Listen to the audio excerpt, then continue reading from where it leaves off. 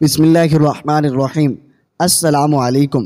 دن پر دن گزرتے جا رہے تھے اور قلعہ پہلے کی طرح محفوظ کھڑا تھا۔ قلعے کی فوج کے حوصلے اور مزاحمت میں ذرا سی بھی کمی نہیں آئی تھی۔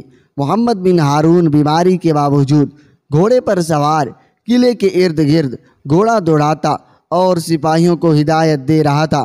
محمد بن قاسم نے اسے کئی بار روکا کہ وہ پیچھے اپنے خیمے میں چلا جائے، لیکن وہ ہر بار یہی جواب دیتا تھا کہ تم میرے بچے ہو، میں تمہیں اکیلا نہیں چھوڑوں گا۔ ایک مہینہ گزر گیا۔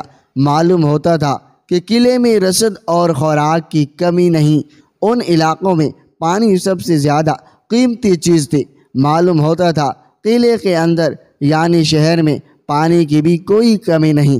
قاسم کے بیٹے ایک روز محمد بن ہارون نے محمد بن قاسم سے کہا، یہ قلعہ اتنی آسانی سے سر نہیں ہو سکے گا، سرنگ لگانے کا انتظام کیا جائے یا دیواروں پر کمند پھینکی جائیں۔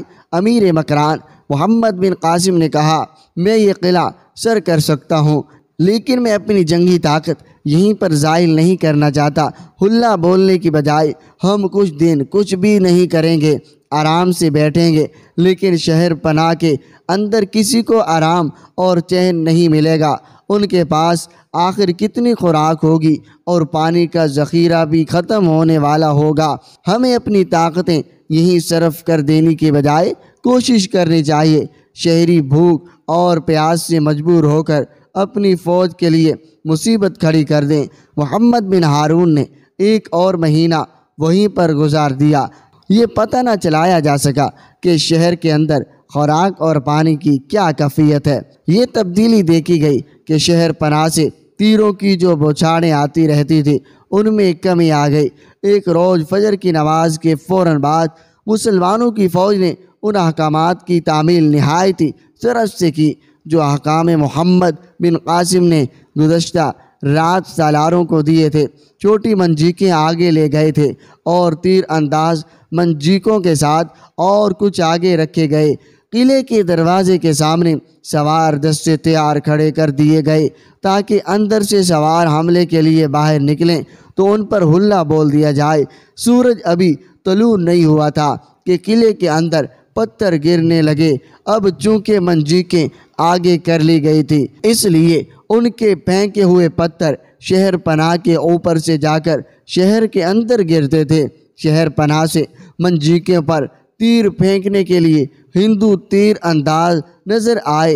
ادھر سے مسلمان تیر اندازوں نے ان پر تیروں کا مینہ برسا دیا۔ منجیقوں کو بیکار کرنے کے لیے پہلے کی طرح قلعے کے دروازے سے ایک بار پھر کھلے۔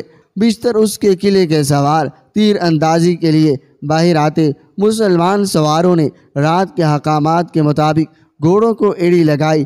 اندر والے سوار باہر نہ آ سکیں اور قلعے کے دروازوں پر بند ہو گئی۔ مسلمان سوار قلعے میں داخل نہ ہو سکیں، لیکن ان کی یہ کامیابی بھی کافی تھی۔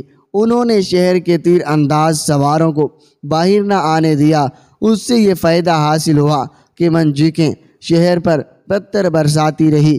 سندھ کی تاریخ لکھنے والے تقریباً تمام مورخوں نے لکھا ہے، شہر میں ایک تو پانی کی قلت شہریوں کو پریشان کرنے لگی تھی اور پتھر تو پہلے بھی ان پر پھینکے گئے تھے، لیکن اب ژالہ باری کی طرح پتھر گر رہے تھے۔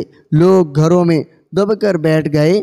3-4 روز سنگ باری جاری رہی تو شہریوں نے واویلا برپا کر دیا اور فوج کو مجبور کرنے لگے کہ قلعے پر سفید جھنڈا چڑھا دے۔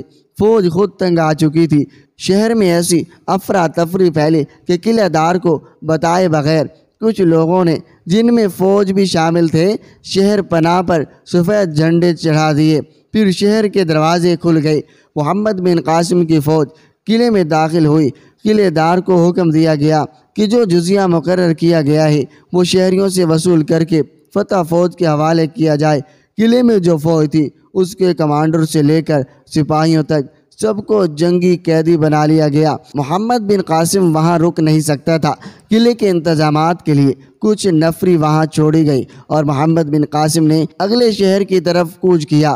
اگلا شہر ارمن بیلا تھا۔ محمد بن قاسم نے جنگ کی نفسیاتی پہلوں کو بھی سامنے رکھا۔ اس نے کنز پور کے چند ایک شہریوں کو حکم دیا تھا کہ وہ مسلمان لشکر سے بہت آگے نکل جائیں اور ارمن بیلا میں جا کر لوگوں کو بتائیں کہ وہ قلعے کو بچا نہیں سکیں گے، اور اگر بچانے کی کوشش کریں گے تو بہت زیادہ نقصان اٹھائیں گے۔ یہ آدمی ارمن بیلا چلے گئے۔ بعد میں معلوم ہوا کہ انہوں نے وہاں جا کر ایک تو یہ خوف پھیلایا کہ مسلمان بڑے زبردست لوگ ہیں، اور ان کے ساتھ یہ بھی مشہور کیا ان کے پاس معلوم نہیں جنات میں ہے یا ایسی طاقت ہے کہ سارے شہر پر پتھروں کا مینہ برسا دیتے ہیں۔ دہشت کے ساتھ ساتھ انہوں نے اپنی طرف سے یہ اضافہ کیا، مسلمان جتنے دہشت ناک لگتے ہیں دل کے اتنے ہی نرم اور رحم دل ہیں۔ ان کی فوج لوٹ مار نہیں کرتی اور شہریوں سے کچھ پیسے بطور جزیہ لے کر ان کی جان و مال اور عزت و آبرو کی حفاظت کرتی ہے۔ جب محمد بن قاسم کی فوج نے ارمن بیلا کے قلعہ بند شہر کو محاصرے میں لیا تو وہاں بھی مزاحمت کا سامنا ہوا، لیکن صاف پتہ چلتا تھا یہ مزاحمت برائے نام ہے۔ مختصر یہ کچھ دنوں بعد اس قلعے پر بھی قبضہ کر لیا گیا۔ محمد بن قاسم کے حملے کا پلان ایسا تھا کہ وہ اپنی فوج و طاقت کو بچا رہا تھا اور فوج کو اگلی لڑائی کے لیے تیار کر رہا تھا۔ اس کے لیے فوج کو آرام دینا بہت ضروری تھا۔ ارمن بیلا کو فوج کے آرام کے لیے بہترین جگہ تصور کیا گیا۔ اس جگہ زیادہ دیر رکنے کی ایک بڑی وجہ یہ ہوئی، امیر مکران کی بیماری تشویشناک حد تک پہنچ گئی۔ طبیب جو فوج کے ساتھ تھے بیماری پر قابو پانے کی پوری کوشش کرتے رہے، لیکن مرض قابو میں نہیں آ رہا تھا۔ آخر ایک روز محمد ہارون خالق حقیقی سے جا ملا۔ اسے ارمن بیلا میں ہی دفن کر دیا گیا۔ آج کا حیدرآباد اس زمانے میں نیزوں کا کہلاتا تھا۔ اس شہر کی بنیاد نبوت اور ہجرت مدینہ کے درمیانی عرصے میں رکھی گئی تھی۔ اس وقت اس کا نام نیرون تھا۔ جو مغلوں نے اس علاقے کو فتح کیا تو اس کا نام حیدرآباد رکھ دیا گیا، کیونکہ اس حیدر قلی ارغون نے نئے سرے سے تعمیر کرایا تھا۔ جب محمد بن قاسم کنز پور کو فتح کر چکا تو نیرون میں ایک سادھو داخل ہوا۔ اس کے بال لمبے اور مٹی سے آٹے ہوئے تھے۔ اس نے چوکیاں رنگ کر موٹے کپڑے سا لباس سا کرتا پہن رکھا تھا۔ اس کے پاؤں میں لکڑی کے کٹاوے تھے۔ اس کے پیچھے پیچھے اسی لباس میں ملبوس اس کے چیلے تھے۔ وہ شہر میں نعرے لگانے لگا، لوگوں گناہوں کی معافی مانگ لو، آفت آ رہی ہے۔ لوگ اسے روکتے تھے لیکن اسے لگتا تھا جیسے وہ کسی کی سن ہی نہیں رہا۔ وہ دونوں بازو ہوا میں لہراتا تھا اور کچھ نہ کچھ بولتا رہتا تھا، شہر خالی کر دو، بھاگ جاؤ، آگ ہی آگ ہے، آسمان سے پتھر برسیں گے۔ اس کا اندازہ ایسا تھا کہ جو اس کی بات